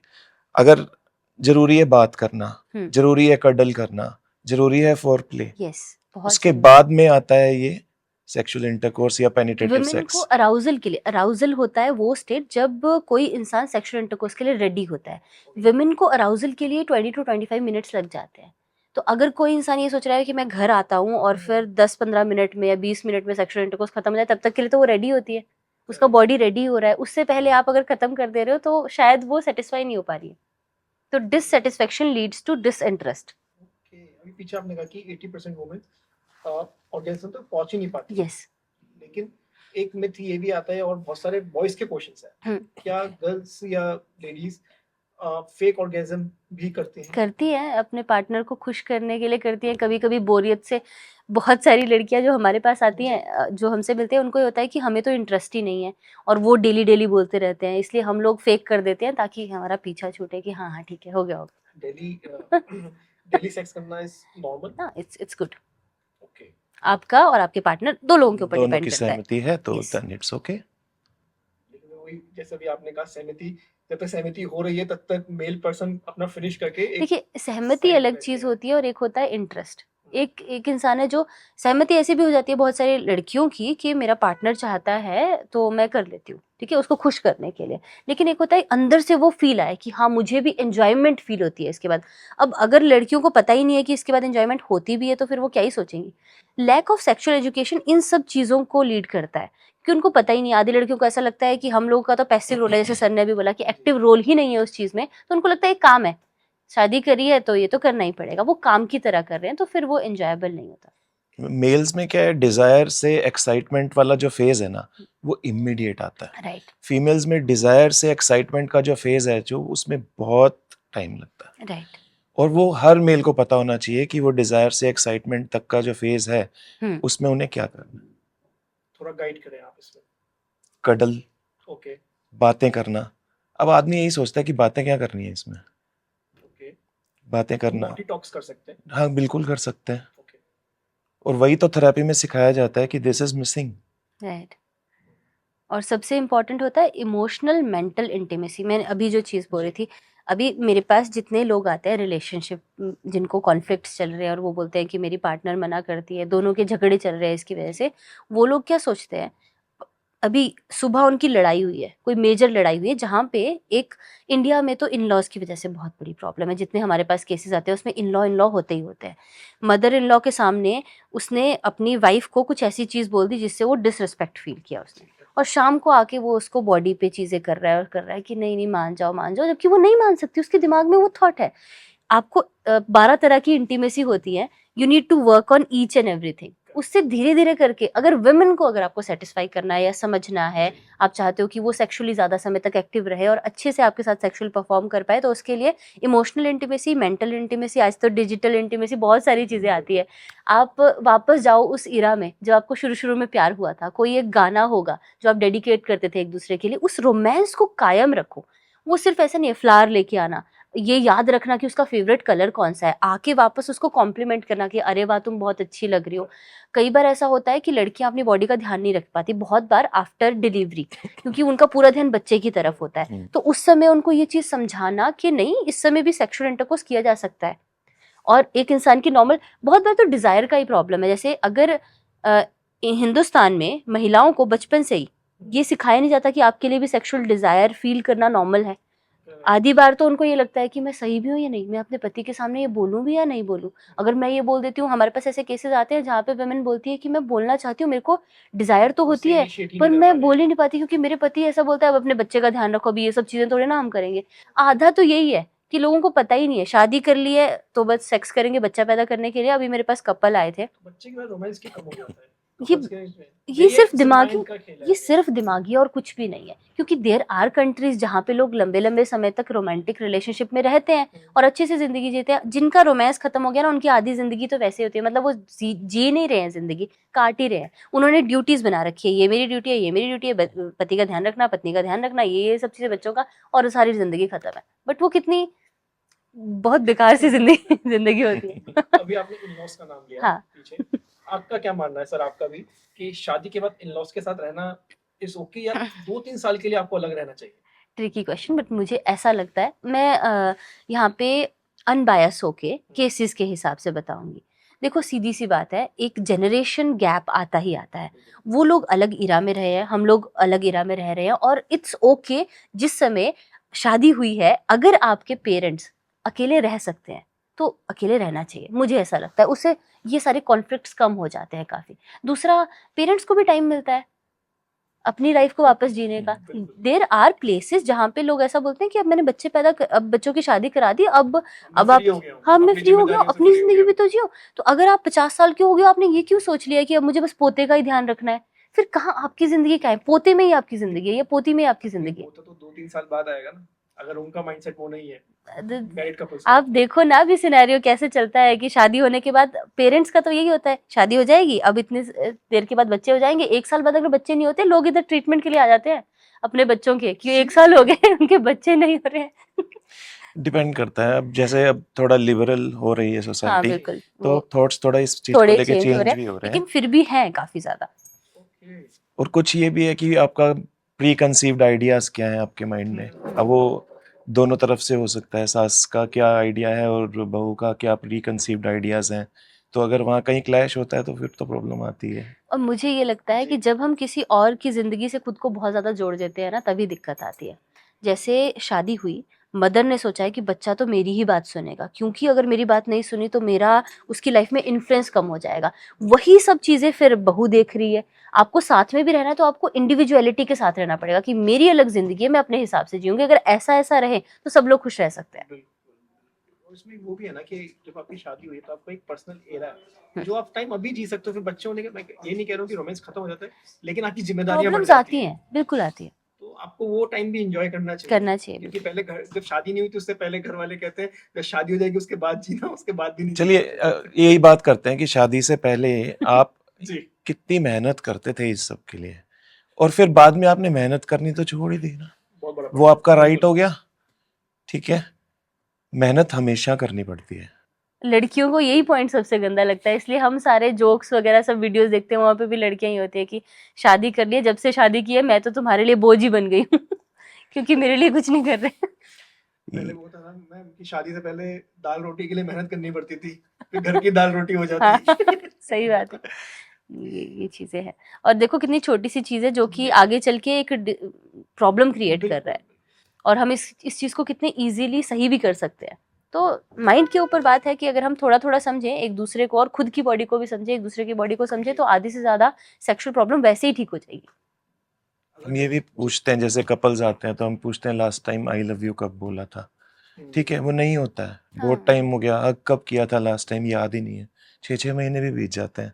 और मैं ओल्ड एज की बात नहीं कर रहा हूँ, मैं 35-40 के बीच की लोगों की बात कर अभी रहा हूँ। आचार्य जी ने कुछ दिन पहले बोला था ना कि कपल इंडिया में भाई बहन की तरह रहना शुरू कर देते हैं कुछ बच्चे कुछ होने के कुछ साल के बाद। बाद भाई बहन बन जाता है। तो which is a bad thing. कितनी अच्छी चीज है, इंसान बिना प्यार के जिंदा नहीं रह सकता। अगर चलिए जिनके अंदर प्यार खत्म हो गया है, स्पार्क खत्म हो गया है, अगर इन कपल्स को अपने अंदर स्पार्क दोबारा से लेके आना है तो क्या करें? मैंने अभी आपको 12 तरह की इंटीमेसी बताई थी, तो हम लोग सिखाते हैं सबको।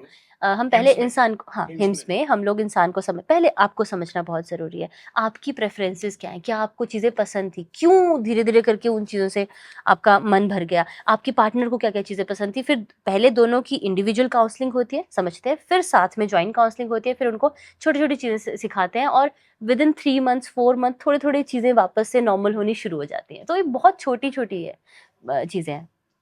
अब पहले ना बिहेवियर को समझना पड़ता है। अब जैसे एक कपल है, उसमें एक आदमी है जो अपनी चीज़ें कभी भी जगह पे नहीं रखता। वो आता है ऑफिस से और शर्ट इधर फेंकेगा, मोज़े उधर फेंकेगा, बाथरूम जाएगा, नहाएगा और टॉवल इधर फेंकेगा।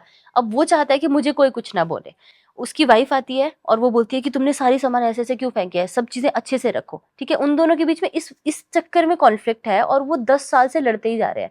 वो बोलती है कि ये चीज़ें मैनेज नहीं करता, और वो बोलता है कि ये मेरे दिमाग सर पे बैठी रहती है हर समय। मैं चाहता हूँ मैं घर से बाहर रहूँ तो ज़्यादा बेहतर रहता है मुझे।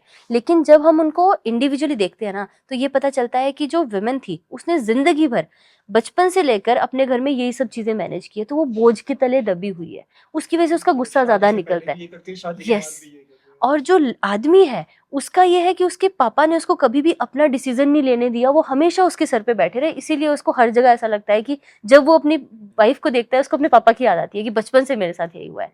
और धीरे धीरे करके उनका बिहेवियर चेंज करते हैं, जैसे सर सीबीटी थेरेपीज करवाते हैं, कॉग्निटिव बिहेवियर थेरेपी, जैसे थॉट्स और बिहेवियर को चेंज किया जा सकता है, और बहुत आराम से फिर बंदा खुशी से रहता है। तो इजी होता है बिहेवियर चेंज करना किसी का? हाँ, स्टार्टिंग में थोड़ा टफ होता है, लेकिन एक बार जब आप लर्न करते हो अपने इमोशंस को किस तरह से आप पहचानो सबसे पहले, उसके बाद फिर आप चार्ट करते हो कि ये इमोशंस जो हैं, ये जो थॉट्स हैं, ये ऑटोमेटिक बन गए। मतलब हम सडनली रिएक्ट करते हैं क्योंकि हम उसको सीख चुके हैं। फिर जब हम रिफ्लेक्ट करते हैं उस पे, तो धीरे धीरे हमें पता लगता है, पहचानना है, देन इसकी जगह क्या ऑल्टरनेटिव इमोशन होना चाहिए था। ओके। फिर हम उसको मॉड्यूलेट करके उस लेवल पे ले जाते हैं, फिर वो थॉट्स धीरे धीरे चेंज होते हैं। तो बेसिकली वही है, वायरिंग चेंज करना है दोबारा से ब्रेन का, तो रीवायरिंग करनी है, रीवायरिंग करना पड़ता है। इमोशंस डालने हैं उसके अंदर कि ये चीज भी एग्जिस्ट करती है, मतलब कहीं गई नहीं है, बिल्कुल ये है यहीं पे, लेकिन आपको दोबारा उठानी पड़ेंगी अपने माइंड में। सही है। बिल्कुल। एक क्वेश्चन और है मेरा, ओरल सेक्स कितना इंपॉर्टेंट है? इम्पॉर्टेंट तो नहीं बोल सकते बट इट्स नॉट बैड, ऐसा कुछ नहीं है, प्रेफरेंस के ऊपर डिपेंड करता है। अगर कोई दोनों पार्टनर रजामंद हैं, चाहते हैं, उनको एंजॉय फील करते हैं इसमें, तो कर सकते हैं, इसमें कोई प्रॉब्लम नहीं है। और ऐसा कुछ जरूरी नहीं होता कि ओरल सेक्स करना ही करना है। नहीं, जैसे भी आपने पीछे बताया था कि एक फीमेल को 20 to 25 मिनट्स लगते हैं रेडी होने में हाँ। इंटीमेसी के लिए, हाँ जी। उस दौरान में ओरल सेक्स इज गुड या उसके बाद करना चाहिए? नहीं नहीं, उस दौरान कर सकते हैं, उसमें बहुत सारी चीज़ें रहती है। सबसे पहले हम लोग क्या कराते हैं, इंडिया में एक सेक्सुअल एजुकेशन की कमी की वजह से इंसान तो पहले खुद की बॉडी को नहीं समझता है, उसको ये नहीं पता कि मेरी बॉडी के वो पार्ट्स कौन से हैं जहाँ मुझे ज़्यादा अच्छा फील होता है। तो पहले तो हम ये एक्सरसाइजेस कराते हैं जिससे इंसान खुद को समझे, फिर उसको थोड़ा सा इस तरह से समझाते हैं कि अपने पार्टनर के सामने बोलना शुरू करो। अब जैसे मेरे पास केस आए और पेशेंट मुझे पूछते हैं, लड़के पूछते हैं कि मैम मैं अपने पार्टनर को सेटिस्फाई कैसे करूं, मुझे तो समझ नहीं आता है।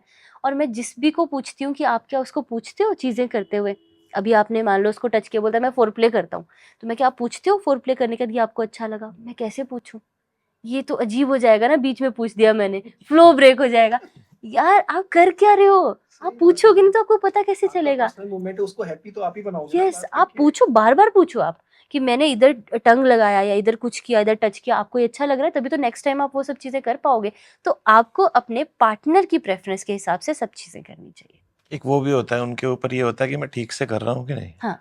परफॉर्मेंस प्रेशर में रहते हैं मेल्स में, तो वो उनको लगता है बात करेंगे तो बीच में फ्लो टूट जाएगा। फ्लो टूटता नहीं है, वो फ्लो धीरे धीरे बनता है, और बात करना बहुत जरूरी है। बहुत ज़्यादा ज़रूरी है, कम्युनिकेशन बहुत ज़रूरी है। एक जैसे स्टार्ट स्टॉप टेक्निक्स भी होती है, प्री मैच्योर इजैक्यूलेशन मतलब शीघ्र पतन के लिए, जिनको जल्दी इजैक्यूलेट हो जाता है। तो मैंने बहुत सारे लोग जब हमारे पास आए तो बोलते हैं मेरे फ्रेंड ने मुझे बताया था कि जैसे इजैक्यूलेशन होने वाला हो, एकदम से पेन आप बाहर निकालो और फिर कोई सम सॉल्व करने लग जाओ, मल्टीप्लाई बाय ये करके। फिर बोलते मैम मज़ा तो नहीं आता, हम तो नहीं कर पाते। मैं क्या, आप गलत कर रहे हो, आप सेक्सुअल इंटरकोर्स करते करते कहाँ जा रहे हो न दूसरे वो बेसिकली अपना अपना माइंड डाइवर्ट कर रहे हैं वहां से। ठीक है, जबकि सब सॉल्व कर रहे हैं ऐसे मूवमेंट में देखो कुछ और सोचने लग जाते हैं बेसिकली, ये उस समय गलत कुछ चीज और है। सोचने लगता है। नहीं, ये गलत हो गया ना, गलत हो गया। आपको करना था। होती है टेक्निक्स ऐसी कि आप इजैक्यूलेट करने वाले हो, उस समय आप कंट्रोल करो, लेकिन कंट्रोल करके आप अपने पार्टनर के बालों की तरफ ध्यान दो, ठीक है, उसके आंखों की तरफ ध्यान दो, कुछ और चीजें सोचना शुरू करो ना जो आपको अराउज तो रखे, एटलीस्ट उस प्रोसेस में तो रखे। और आप जब पोजीशन उसकी भी चेंज कर सकते हो Yes. आप, बहुत सारी चीजें होती हैं। पोजीशन चेंज करते हैं, थोड़ा सा माइंड को डाइवर्ट करने के लिए ना, आप प्यार वाली फीलिंग लेके आओ, सेक्स वाली फीलिंग को हटा के थोड़ा सा प्यार और रोमांटिक वाली चीजें करो तो ज्यादा बेहतर रहता है, वो हेल्प करती है चीजें। तो वो सारी चीजें हम सिखाते हैं कि आपको किस किस तरह से करने हैं, बेसिकली छोटी छोटी चीजें सिखानी पड़ती है। ये तो सिखाने हैं। So, इसमें काउंसिल कैसे किया जाए? इसमें थेरेपीज होती हैं अलग अलग तरह की। तो सबसे मेन जो है वो CBT रहती है, कोग्निटिव बिहेवियर थेरेपी। तो उसमें आपके जो एस्टेब्लिश्ड कॉग्निशंस हैं, आपके जो थॉट्स हैं, जो पैटर्न्स बन चुके हैं, उन्हें धीरे धीरे चेंज करते हैं। कुछ बिहेवियरल पैटर्न्स हैं जो डेवलप हो चुके हैं, उन्हें भी धीरे धीरे चेंज करते हैं। और एक इसमें रहता है sensate focus therapy, basically sex therapy में, सेक्स थेरेपी कह देते हैं उसे, राइट। तो पार्ट है उसी का। तो इस तरह की थेरेपी इसके थ्रू करते हैं। ओके, लुब्रिकेशन यूज करना इज सेफ या और कर कंडोम सेफ करना इज सेफ? दोनों ही सेफ है, बिल्कुल सेफ है, करना चाहिए।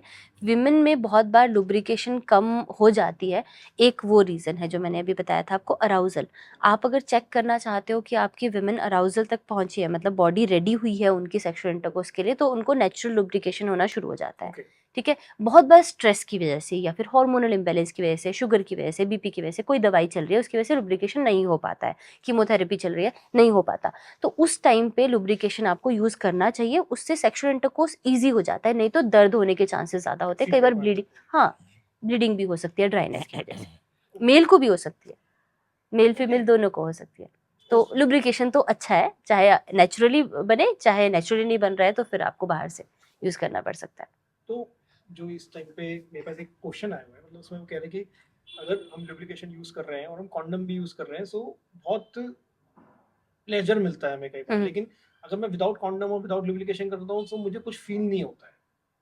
ओके, ये थोड़ा सा ऐसे सवाल हमारे पास आते नहीं है, मोस्टली हमारे पास ऐसे सवाल आते हैं जहाँ पे कॉन्डम यूज करने के बाद किसी इंसान को सेंसेशन नहीं फील हो रही है। कॉन्डम यूज करने के बाद तभी मैंने ये क्वेश्चन उठाया कि स्पेशली आया मेरे। हाँ हाँ हाँ, तो ये रेयर कंडीशन हो सकती है, विच इज नॉर्मल, इसमें कोई प्रॉब्लम नहीं है, ऐसा कोई दिक्कत तो नहीं मे है। बी ये भी एक लर्न फिनोमिना होगा, हम्म।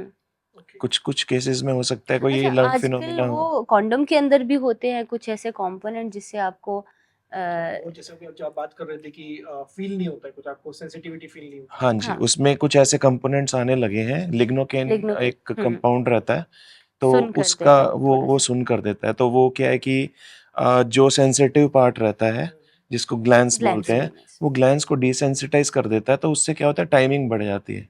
ये जिनकी टाइमिंग कम है उन लोग के लिए है कि लेकिन ये वो तरीका गलत है, क्योंकि बहुत गलत है। ये वो नेचुरल तरीका नहीं है उसे ठीक करने का। सर हमारे पास आ रहे हैं केसेस ऐसे जिन्होंने बंद कर दिया क्योंकि उनको इरेक्शन ही खत्म हो जाती है। फिर कॉन्डम यूज नहीं कर रहे हैं तो फिर तो उनको अलग चीज के डर लगे रहेंगे। फिर हम एक पॉइंट बात कर रहे हैं कि अपने नहीं नहीं, माइंड देयर को आर लेके। नॉर्मल कॉन्डम्स ऑल्सो जिनमें ओके। कुछ भी नहीं होता है। कोई भी फ्लेवर वाला कॉन्डम नहीं यूज करना चाहिए, केमिकल्स वाला कॉन्डम नहीं यूज करना चाहिए, कलरफुल कॉन्डम नहीं यूज करना चाहिए। नॉर्मल कॉन्डम यूज करते हो तो सेफ रहता है बिल्कुल। फ्लेवर कॉन्डम्स जो हम बात कर रहे हैं ये ओरल सेक्स के लिए ओके है या नहीं? मैं तो बिल्कुल भी नहीं बोलूंगी क्योंकि उसके अंदर फ्लेवर कहाँ से आ रहा है, उसके अंदर केमिकल है, तो केमिकल तो आपको लेने ही नहीं चाहिए। हाँ, वो उसके लिए होता है कि आपको प्लेजर मिल जाए, लेकिन प्लेजर के साथ साथ में हेल्थ भी जरूरी है। ओके, तो मतलब बिल्कुल जो नॉर्मल कॉन्डम्स आते हैं हाँ, वो यूज करने वो चाहिए। यूज करने चाहिए, हम तो यही एडवाइस करते हैं। ओके। सर मेरे पास एक क्वेश्चन आया हुआ है हम्म, कि वो पर्सन कह रहा है कि मैं डेली वाइग्रा लेता हूँ क्योंकि हम्म, मुझे तनाव नहीं आता है हम्म, और वाइग्रा लेके मुझे डोपामिन रिलीज होता है, मैं बहुत अच्छी तरीके से परफॉर्म कर पाता हूँ। हम्म, ये कितना सेफ है? एक तो ये मेरा क्वेश्चन है हम्म। जो इन्होंने पूछा। एक से मेरा एक और क्वेश्चन है कि वाइग्रा लेना सेफ है? देखिए, वाइग्रा क्यों दी जाती है? हम पेशेंट, देखिए काफ़ी टाइम से उसकी प्रॉब्लम आ रही है, तो हम उसे देते हैं कि एसओएस बेसिस पे वाइग्रा हम पेशेंट को देते हैं, ओके। ताकि उसके माइंड में वो जो एक बैठ गया है ना कि मुझसे नहीं हो पाएगा, मैं मेरा इरेक्शन ठीक नहीं है, तो वो उसको इरेक्शन में हेल्प करती है। ठीक है। लेकिन ये लॉन्ग टर्म में बिल्कुल अच्छी नहीं है। लॉन्ग टर्म यूज़ करने से क्या है, इस पे डिपेंडेंस आती है और फिर बिना वाइग्रा के वो नहीं कर पाते हैं, परफॉर्म नहीं कर पाते हैं। जैसे मैं इसमें देख पा रहा हूँ इन्होंने लिखा है कि मैं 5 महीने से कंटिन्यूअसली ले रहा हूँ हम्म, वाइग्रा। तो इस समय इनकी बॉडी की हेल्थ तो मेरे ख्याल से बिल्कुल फिनिश हो गई होगी क्योंकि एकदम एक ड्रग ये कंटिन्यूअसली लिए जा रहे हैं एक पर्टिकुलर सब्जेक्ट के लिए। हाँ, क्यूमुलेटिव टॉक्सिसिटी तो होती है इसकी। वाइग्रा का ना कुछ तो ऐसे सिम्टम होते हैं जो एकदम से भी आते हैं, जैसे हमारे पास कुछ केसेस आते हैं कि मैंने मेडिसिन खाई और सीधा ही मेरा फेस एकदम से रेड हो गया, चक्कर आने शुरू हो गए। ये नॉर्मल सिम्टम है जो एकदम से आते हैं। अब वाइग्रा का काम क्या है, ये ब्लड को इजीली फ्लो कराती है पीनस तक, तभी इरेक्शन आ रही है, पर वो सिर्फ पीनस तक नहीं कर रही है, पूरी बॉडी में कर रही है। इसीलिए कई लोगों की आंखों में ब्लरी दिखना, फेस पे एकदम से गर्माहट का महसूस होना, लाल हो जाना, थोड़ा सा चक्कर जैसा महसूस होना, ये नॉर्मल होता है। पेट में भी थोड़ी सी गड़बड़ हो सकती है, हार्ट बीट कभी कभार तेज हो जाती है, ठीक है, बीपी लो भी हो जाता है बीपी लो वाइग्रा होता है, लेने के बाद। वैसोडाइलेशन करती है बेसिकली। तो कई लोग हाइपोटेंशन से चक्कर खा के गिर भी जाते हैं, बीपी ज्यादा लो होने की वजह से चक्कर खा के गिर भी जाते हैं। ये तो सारे इमीडिएट सिम्टम है। जिन लोगों को हार्ट की कोई प्रॉब्लम है या फिर जिनको बीपी की शिकायत है, जिनकी मेडिसिन चल रही है बीपी की, उन लोगों को तो बिना डॉक्टर के प्रिस्क्रिप्शन से कभी भी नहीं लेना चाहिए। आपने बीपी लो करने की मेडिसिन अभी खाई है, उसके बाद आपने वाइग्रा भी खा दिया, एकदम से बीपी लो होके सडन लो हो जाता है उसमें। हम्म, उसमें पोस्चरल हाइपोटेंशन होता है कि आप लेटे हुए हो, सडनली खड़े हुए तो आप गिर जाते हो। ओके। और एक सबसे बड़ी गलती जो बहुत सारे लोग करते हैं, अल्कोहल को कभी भी वाइग्रा के साथ मिक्स नहीं राइट। करना चाहिए। लेकिन क्योंकि अल्कोहल लेने के बाद हमारी वो समझ नहीं रहती, तो कुछ लोग ये मिस्टेक कर लेते हैं कि उसके बाद वाइग्रा ले लेते हैं, तो उसके बाद वो बहुत नुकसान करती है और काफ़ी बार इमीडिएट डेथ भी हुई है। यस, एक क्रिकेटर भी थे बहुत फेमस जिनकी डेथ हुई थी, वाइग्रा उनकी बैग में से, बैकपैक में से वाइग्रा निकला था। Shane Paul, I don't know, मैं क्रिकेट बहुत ज्यादा नहीं देखती, but there was a famous cricketer, हम आपको दे देंगे, आप लगा दीजिएगा दीजिए। मेरे ख्याल से वो बॉलर थे, हाँ हाँ, ऑस्ट्रेलियन स्पिनर बॉलर। कोई, हाँ हाँ। अल्कोहल के साथ इतना साइड इफेक्ट है सर इसका? बिल्कुल। मतलब वैसे तो है ही लेकिन अल्कोहल के साथ दुगना हो जाता है। हाँ, उस पर लिखा भी रहता है कि अगर आपने अल्कोहल लिया तो आप इसे कंज्यूम नहीं कर नहीं सकते, कर सकते। लेकिन पैकेट कौन पढ़ता? इससे हार्ट अटैक का कितना चांस रहता है? मतलब 0 टू अगर 100 में हम डिपेंड करता है ऑलरेडी आप कितने प्रोन हो, आपकी ऑलरेडी हेल्थ कैसी है, उस पर डिपेंड करता है। लेकिन हाँ, रेगुलर यूज के लिए तो एक स्ट्रिक्ट नो है। हम नो कह रहे हैं सर, हमारी ऑडियंस समझ भी रही है लेकिन हम्म, वो जब भी ले रही है तो ये प्रॉब्लम सॉल्व क्यों नहीं हो रही? मतलब प्रॉब्लम चले क्यों जा रही है, खत्म क्यों नहीं हो रही है? सर मेन इसके पर्सन की अगर मैं सीधा बात करूँ वो तो वाइग्रा क्यों खा रहे हैं? इसके रूट कॉज पे काम नहीं हो रहा ना सर। ये कहाँ से शुरू हुई, ये क्यों बढ़ी, अगर उस पे काम करना शुरू कर दें तो इसकी जरूरत ही कहाँ पड़ेगी। कहाँ से स्टार्ट हुई सर? ये सबसे ज्यादा मुझे लगता है जो मेरे पेशेंट्स बताते हैं कि मतलब वो मैन से सीधा सुपरमैन ही बनना चाहता है। Okay, सबसे बड़ी प्रॉब्लम यही लगती है मुझे। ये हम सारे तो ये देख कोई रहे हैं बैटल फील्ड नहीं है ना कि आपने जाना है और जीत के आना है, ठीक ऐसा नहीं है।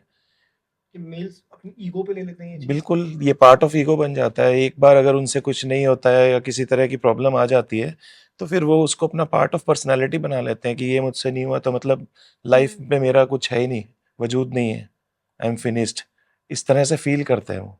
तो ऐसा नहीं होना चाहिए। और दूसरी बात ये है कि ये कोई वन साइडेड चीज नहीं है, ये दोनों का एक मतलब सपोज कीजिए किसी की शादी हुई है जी, और पोस्ट मैरिज उससे नहीं हो पाया सेक्सुअल इंटरकोर्स ठीक से, तो वो इस चीज को अपने इतना ज्यादा अपने ऊपर बर्डन की तरह ले लेता है। लेकिन एक्चुअल में क्या होता है, देखिए वो बर्डन की तरह ले रहा है कि मैं नहीं कर पाया, फीमेल को भी बहुत रिग्रेट होता है उस समय कि मेरे साथ ये नहीं परफॉर्म कर पाया, ये फीमेल को भी बहुत ज्यादा राइट। रिग्रेट होता है। तो उन दोनों को आपस में बात करने से ये प्रॉब्लम काफी हद तक सॉल्व हो जाती है। ऐसे बहुत सारे केस हैं, आप बिलीव नहीं करोगे, हमारे वेबिनार होते हैं वहाँ पे लोग हमसे कनेक्ट करते हैं। एक एक साल हो गया है, शादी हुई, शादी के कुछ दिन तक उन्होंने देखा कि वो परफॉर्म नहीं कर पा रहे, वो अपने पार्टनर से बात करने की जगह पे कहीं और पोस्टिंग ले लिए, 1 साल से नहीं जा रहे हैं घर पे, सिर्फ इस वजह से छुट्टी भी होती है तो वही रहते हैं कि फेस करना पड़ेगा वापस से। वो कितना ज्यादा ईगो है एक ये कोई इंसान के solution अंदर। नहीं है, मतलब आप उस सिचुएशन से भाग रहे हो जिसका सॉल्यूशन मतलब मैं कह रहा हूँ आपकी बातचीत में ही है। बातचीत से सॉल्यूशन हो जाता है। जैसे सर ने अभी बोला परफॉर्म नहीं कर पाया, शुरू में प्रेशर हो सकता है, इट्स बिल्कुल। क्वाइट नॉर्मल, क्योंकि देखो ये तो हमें पता है कि इंडिया में रह के बहुत सारे लड़के ऐसे होंगे जो सेक्सुअली इंटरेक्ट नहीं किए होंगे शादी से पहले, एकदम से शादी के बाद उनके सामने एक लड़की आती है और फिर उनके दिमाग में बहुत सारे थॉट्स आ सकते हैं अपनी बॉडी को लेकर, अपनी परफॉर्मेंस को लेकर, प्रेशर हो सकता है जिसकी वजह से वो परफॉर्म नहीं कर पाए। जिसमें सेक्स एजुकेशन दी नहीं गई, उसे पता ही नहीं करना क्या है। राइट, ये भी होता है। फ्रेंड से पूछ के आए फिर भी अंदर डर होता है ना कि यार पता नहीं ये मैं सही करूंगा नहीं करूंगा, ये कर लिया तो ऐसा ना हो जाए, वो कर लिया वैसा ना हो जाए। कई बार ऐसा भी होता है कि उसने परफॉर्म किया, लड़की इतनी एडुकेटेड नहीं है कि उसको समझ नहीं आ रहा कि फर्स्ट टाइम में 2-3 बार में इट्स नॉर्मल जल्दी इजैक्यूलेट हो जाना, वो बोल दे कि तुमसे तो होता ही नहीं है, कैसी जगह शादी करा दी मेरी। वो थॉट इंसान के दिमाग में ऐसा घुस जाता है कि वो निकलना बहुत ज्यादा मुश्किल है।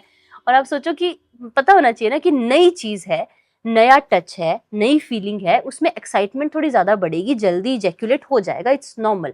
ये भी नहीं पता लोगों को। अंडरस्टैंडिंग बहुत जरूरी है उसमें। बहुत ज्यादा मतलब जरूरी किसी है। को ओवर नहीं कहना है हम्म, और दोनों को समझ के चलना है, क्योंकि बिल्कुल आपने जब लाइफ टाइम के लिए हाथ पकड़ा है तो उसको पकड़ के ही चलना चाहिए, मतलब बिल्कुल। मेरा तो ये मानना आप ये सोचिए कि ये प्रॉब्लम जब डेवलप हो रही है, अगर हम थ्रू अपने पॉडकास्ट के थ्रू ये मैसेज पहुंचा पाए है जी। कि हम उस समय काम करें जब ये प्रॉब्लम डेवलप हो रही है, तो ये राइट, इतनी लंबी सफरिंग और इतनी प्रॉब्लम्स तक आगे बढ़ेगा ही नहीं। बिल्कुल। और हमें पता भी चल जाएगा कि ये साइकोलॉजिकल है या फिजिकल है, क्योंकि मैंने बताया हार्मोन्स की कमी की वजह से भी हो सकती है, नसों की वीकनेस की वजह से भी हो सकती है, कई लोगों को स्पाइन का प्रॉब्लम होता है उसकी वजह से भी हो सकती है, आर्टरीज की, खून की धमनियों की कमजोरी की वजह से भी हो सकती है। तो there are different different factors, और साइकोलॉजिकल भी हो सकती है। जितनी भी सेक्सुअल प्रॉब्लम है, मैंने शुरू में बोला था 3 तरह की होती है, फिजियोलॉजिकल जी। मतलब बॉडी से रिलेटेड, साइकोलॉजिकल मतलब दिमाग से रिलेटेड, और मिक्स्ड मतलब दोनों होती है। और ज्यादातर प्रॉब्लम दोनों ही होती है, क्योंकि जिनको फिजिकल भी होगी ना उनको धीरे धीरे करके वो दिमाग में घुस ही जाएगा, फिर दिमाग स्टार्ट सोचना बन शुरू कर। जाता है। हाँ, सर एक क्वेश्चन माइंड में आ रहा है, मेल्स को इनसिक्योरिटी क्यों रहती है कि अगर मैं ढंग से परफॉर्म नहीं कर पाया तो मेरी फीमेल पार्टनर कहीं और चली जाएगी, जो सबसे ज्यादा मिथ रहता है लोगों के दिमाग में कि यार मैं परफॉर्म नहीं कर पाया, ये कहीं और ना चली जाए या मुझे छोड़ के ना चली जाए। ये क्यों रहता है? क्योंकि आप इतने सारे मतलब पेशेंट से डील करते हैं, मैं इसलिए आप पूछना चाह रहा हूँ। मैं तो आमना सामना करा देता हूँ, एक बार पूछ ही लो, छोड़ के तो नहीं चली जाएगी। अगर यही पता हो बिल्कुल। कि नहीं जाएगी तो नेचुरल है, 50% तो ठीक हो गया ना। राइट और जबकि ये एक ऐसी एक्ट है जिसमें दोनों लोग बराबर पार्टिसिपेट करते हैं। राइट। और जो आदमी है वो हमेशा अपने ऊपर लेने की कोशिश करता है कि मुझसे नहीं मुझसे नहीं, ये दोनों को पार्टिसिपेट करना होता है। इस डर से बहुत सारे लोग शादियां भी नहीं कर रहे हैं हाँ, आज के टाइम पे। ये हो रहा है। मेरे पास ऐसे पेशेंट आते हैं जो 35 की एज हो गई, घर वाले अब प्रेशर कर रहे हैं, तो ऐसे कॉल करते हैं कि मैम 6 महीने बाद शादी है, अब कुछ कर दो क्योंकि मेरे को ये प्रॉब्लम है। पहले के टाइम पे तो हमारी मदर्स के टाइम पे तो ऐसा होता था कि औरतें रह जाती थी कैसे भी करके, अब तो डिवोर्स दे के चली जाएगी जिससे भी शादी होगी, तो बस मेरे को ठीक कर दो किसी तरह से। तो है ये एक तरह का तो इसमें डर बना हुआ है। दोनों मेल फीमेल दोनों ही है आज के टाइम में, कि जो 35 प्लस शादी नहीं कर रहे हैं, सो ओनली मेल पर्संस नहीं कर रहे हैं। दोनों हमारे पास मोस्टली केसेस अभी मेल के आ रहे हैं, फीमेल तो अपनी बॉडी से अवेयर ही नहीं है, तो मेरे पास उसमें हम एक क्वेश्चन आया है हाँ जी। फीमेल का, कि अगर मैं अपने एग फ्रीज करवा लूं और मैं 40 के बाद शादी करना चाहूं तो इससे सर ये चीज है कि लड़के नहीं समझते बहुत सारी चीजों को, लड़कियों को बहुत स्ट्रगल है, लड़कियों की लाइफ में एक्चुअल में बहुत ज्यादा स्ट्रगल है। उनको ये अभी भी डर है कि मैं सब कुछ करूंगी, मैं पैसे भी कमाऊंगी, फाइनेंशियली भी सपोर्ट करूंगी अपनी लाइफ, अपने फैमिली को, और उसके साथ मुझे घर पे भी ये सब चीजें मैनेज करनी पड़ेंगी, और अगर मैं प्रेग्नेंट हो जाती हूँ उस टाइम पे मैं ये भी नहीं कर पाऊंगी, वो भी नहीं कर पाऊंगी, मैं कहीं ना कहीं पीछे रह जाऊंगी अपने पार्टनर से। तो ये कंपटीशन सही है। नहीं सही है, नहीं ये सही है बिल्कुल भी सर। सही नहीं है। वो उसका सॉल्यूशन नहीं है, सॉल्यूशन कुछ और ही निकलना चाहिए, दोनों को साथ में बैठ के कुछ ना कुछ निकालना पड़ेगा। बट नहीं, इसका सबसे बढ़िया है, अब तो देखो ना, गवर्नमेंट पॉलिसीज चेंज हो गई है, कंपनीज की पॉलिसीज चेंज हो गई हैं, मैटरनिटी लीव के सारे रूल्स चेंज हो गए हैं। देखिए, ये जो एग फ्रीज करने वाला प्रोसीजर है, ये कोई बहुत पुराना प्रोसीजर नहीं है, अभी रिसेंटली शुरू हुआ है। अब ये आगे जाके पता चलेगा कि इससे जो प्रोजेनी आ रही है, जो बेबी आ रहा है, वो कितना हेल्दी है, कितना परफेक्ट है। उसको अभी इनिशियल स्टेजेस में कुछ भी कहना, मतलब मेरे ख्याल से तो अनसेफ ही है। मतलब आप एक चीज पे 40 की एज में एक वुमेन की बॉडी पे क्या इम्पैक्ट करेगा, क्योंकि वो भी प्रेग्नेंट होगी इतनी एडवांस एज में, उसके ऊपर क्या इम्पैक्ट पड़ेगा और आने वाले बच्चे के ऊपर क्या इम्पैक्ट पड़ेगा, वो सारी चीजें एक्सपेरिमेंटल फेज पे है। तो और ये भी है कि ठीक है, मतलब 40 के बाद हॉर्मोन्स के जो लेवल्स हैं वो वैसे तो नहीं रहेंगे, करेक्ट। हाँ, ठीक है, तो इम्प्लांट कर भी देंगे उस एग को बाद में, तो वो बॉडी सस्टेन कर पाएगी या नहीं कर पाएगी, that is also a question. और टाइम के साथ सर ह्यूमन एज तो कम ही तो होती जा रही है। इंडिया की शायद एवरेज एज अभी के टाइम पे 67 है, 67 तो हम मतलब 55 जल्दी आ गई है। मतलब अपन जल्दी बूढ़े हो रहे हैं, तो बुढ़ापे में क्या हम कर पाएंगे ये सब चीजें या नहीं, वो भी सोचने वाली बात है। अभी हमने बहुत सारे स्टार्टिंग से लेके एंड तक बहुत सारी चीजों की बात करी, बहुत सारे डिसऑर्डर्स के बारे में बात करी। हिम्स इन सब चीजों में कैसे हेल्प करता है, मैं ये जानना चाहूँ। इंटीग्रेटेड अप्रोच के साथ में हम किसी भी पैथी को गलत नहीं बोलते पूरी तरह से, हम ये ज़रूर कहना चाहते हैं कि कुछ पैथीज की लिमिटेशन ज़रूर होती है, उन सब चीज़ों को दिमाग में रखना चाहिए। हम यहाँ पे आयुर्वेदा की वाजीकरण चिकित्सा, panchakarma therapies, homeopathic medicine, yoga, सिद्धा, डाइट, सब चीज़ों को इंक्लूड करते हैं, और एलोपैथी को भी, जहाँ पे काउंसलिंग की ज़रूरत है, जहाँ पे एडवांस इन्वेस्टिगेशन टेस्ट की ज़रूरत है, क्योंकि मॉडर्न ह्यूमन है तो उसके कंसर्न भी मॉडर्न है।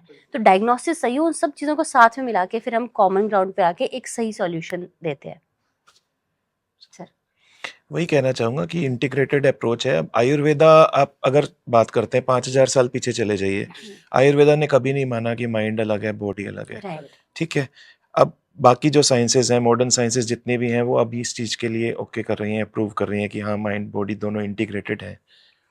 तो इन सब डिजीजेज में भी माइंड और बॉडी दोनों इन्वॉल्व है, तो इसका ट्रीटमेंट दोनों तरीके से दोनों किया तरीके जाता है। से और आयुर्वेदिक अप्रोचेस कह लो या फिर साइकोलॉजिकल अप्रोचेस कह लो, एक जगह जाके मुझे लगता है ये मर्ज हो रहा है। जाते जाते इस पॉडकास्ट को बहुत वैल्यूबल उससे खत्म करना चाहूंगा मैं, और मैं जानना चाहूंगा सबसे ज्यादा मिथ्स क्या रहते हैं एक फीमेल के माइंड में भी और एक मेल के माइंड में भी जब वो इंटीमेट होते हैं। अब मेल की अगर बात करें तो मेरे पास जो क्वेश्चंस आते हैं या जो पेशेंट्स मुझसे पूछते हैं, वो होता है about the length of पीनस। The size matter, size matters, लेकिन कितना? तो उनके मिथ कहाँ से जनरेट होता है? उन्होंने ये देखा कहाँ, सीखा कहाँ? उन्होंने पोन देख के ये सब सीखा या फिर उन्होंने लोगों से सुना, लेकिन एक्चुअल जो पिक्चर है वो बिल्कुल डिफरेंट है। तो एक होता है माइक्रो पीनस, उसमें एक बर्थ पे और एक एडल्ट में एक लेंथ होती है कि इससे इतना अगर लेंथ ऑफ पेनिस का लेंथ है तो वो एडिक्वेट है, लेकिन उसके बारे में लोगों को नहीं पता होता, तो वो जनरली यही सोचते हैं कि उन्हें माइक्रो पीनस की दिक्कत है। कितना length of पीनस is good? Good मतलब अच्छा। मतलब जिससे ऑडियंस को ये समझ पाए कि जिससे वो मेजर करते हैं हाँ। कि यार मेरा 6 इंचेस 8 इंचेस या 3 इंचेस, हाँ वो जी। कंफ्यूजन रहता है। तो मतलब एक कौन सा साइज इज बेटर है जो एक फीमेल को सेटिस्फाई कर सकता है? देखो, विमेन का वजाइना के अंदर 2 से 3 इंचेस के बीच में सबसे ज्यादा सेंसेशन होती है, तो अगर वहां तक पेनिट्रेशन हो पा रही है तो इट्स सफिशिएंट इनफ, क्योंकि उसके आगे तो इतनी सेंसेशन होती ही नहीं है, और खेल सारा सेंसेशन का ही है। ऑर्गेज्म तक जो इंसान पहुंचेगा वो सेंसेशन के थ्रू ही पहुंचेगा। सो ऐसा कुछ मत लेके चलो कि हाँ मुझे 6 इंच चाहिए, ऐसा इंच चाहिए, ऐसा नहीं होता है कि उससे वुमेन सेटिस्फाई होगी। इवन हमारे पास बहुत सारे ऐसे केसेस आते हैं जहाँ पे पिनाइल लेंथ बहुत लंबी है, जिसकी वजह से वो सेक्सुअल इंटरकोर्स कर ही नहीं पा उन्हें रहे हैं, दिक्कत क्योंकि होती है, वुमेन को पेन बहुत ज्यादा होता है। पेन होता है, और बेसिकली उन्हें हम ये चीज समझाते हैं कि जितना स्पेस है वजाइना में उतनी ही लेंथ जरूरी है। यस, वो एक्सेस में जो है वो काम में नहीं आता, लेकिन पोन देख के और हाँ। गलत जगहों से नॉलेज लेके उनके अंदर ये एक इन्फीरियरिटी आ जाती है कि मेरी पीनस लेंथ कम है। ये सबसे बड़ा मिथ है लोगों के दिमाग में। गर्ल्स के माइंड में क्या मिथ्स रहते हैं अब थ्रू इंटीमेसी? मिथ्स तो क्या, बट एक जो प्रॉब्लम है गर्ल्स का वो रहता है बॉडी इमेज को लेके। आई गेस सोशल मीडिया और पॉर्न इंडस्ट्री उसके पीछे रिस्पॉन्सिबल है, क्योंकि आई डोंट नो, ब्रेस्ट ऐसा होना चाहिए, बॉडी फिगर ऐसा होना चाहिए, तो वो हम अराउजल की बात कर रहे थे ना, अगर आप अराउजल तक तभी पहुंच पाओगे जब आप फ्री हो, रिलैक्स्ड हो, आप अपनी बॉडी को पसंद कर रहे हो। अगर आप अपनी बॉडी को ही पसंद नहीं कर रहे तो उस समय ना यही चल रहा होता है कि मैं ऐसे नहीं करूंगी, मैं वैसे नहीं करूंगी क्योंकि मैं अच्छी नहीं दिखती हूँ, और फिर आप सेक्सुअल इंटरकोर्स को एंजॉय नहीं कर पाते। तो पहली बात तो ये चीज दिमाग में से निकालना बहुत जरूरी है कि हमारी बॉडी अच्छी नहीं दिख रही है। जैसे भी आप उसके ऊपर काम करो और अपने पार्टनर से बात तो करो, उसको क्या पसंद है और क्या नहीं, अपने दिमाग में, हाँ, अपने दिमाग में मत बनाओ।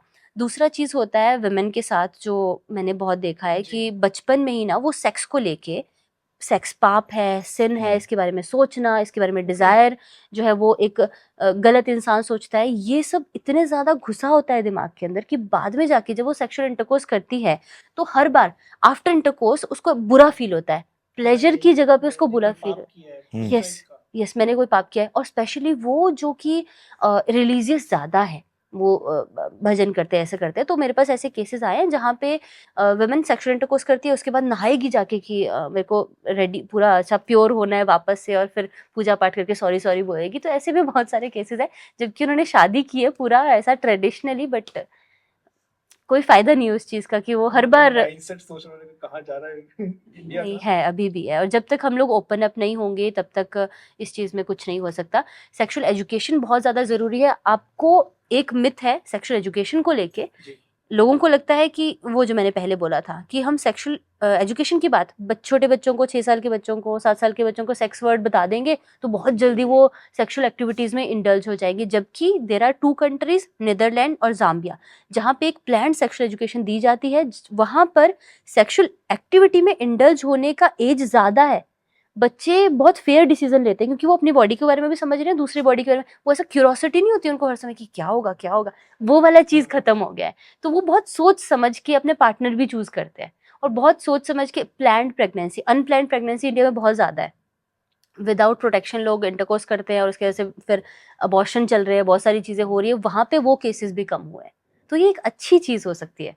अबॉर्शन की बात आपने करी, एक क्वेश्चन आया, जब पिल ली जाती है हाँ, हाँ, हाँ। ये अबॉर्शन के लिए, जो घर में ही ले ली जाए अगर आप हो गए तो, एमटीपी, हाँ, और खासकर रिलेशनशिप में, मैरिड कपल्स तो डॉक्टर के पास चले जाते हैं, लेकिन हाँ जी, रिलेशनशिप हाँ में जी। डर जाते हैं कि यार ये क्या हो गया। हाँ, हाँ, ये हाँ। सेफ रहती है, अनसेफ होती नहीं, है? बिल्कुल भी सेफ सेफ नहीं नहीं है। है। कैसे? क्या साइड इफेक्ट, मतलब ये क्वेश्चन पूछने का मेरा मेन रीजन ये है कि साइड इफेक्ट किस लेवल तक आपको कहाँ तक ले जा सकते हैं आपकी लाइफ में मैं आफ्टर आपको 5 रियल इयर्स? केस ही बताती हूँ, please। ठीक है। आफ्टर 5 इयर्स छोड़िए आप, पिल लिया, एचबी पहले से साथ था, पता नहीं था लड़की को, ब्लीडिंग होती है इसमें बहुत ज्यादा, जैसे सर बताएंगे 9 दिन 10 दिन तक उसको ब्लीडिंग हो रही है, 3 हीमोग्लोबिन रह गया उसका, फिर हॉस्पिटल में वो एडमिट हुई है।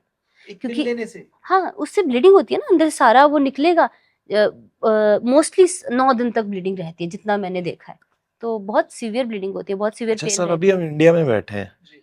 ये जो आपने क्वेश्चन पुट किया है ना, ये इस समय बहुत सारी डेवलप्ड कंट्रीज में चल रहा है, क्योंकि उन्होंने इसके अगेंस्ट लॉ बना दिए।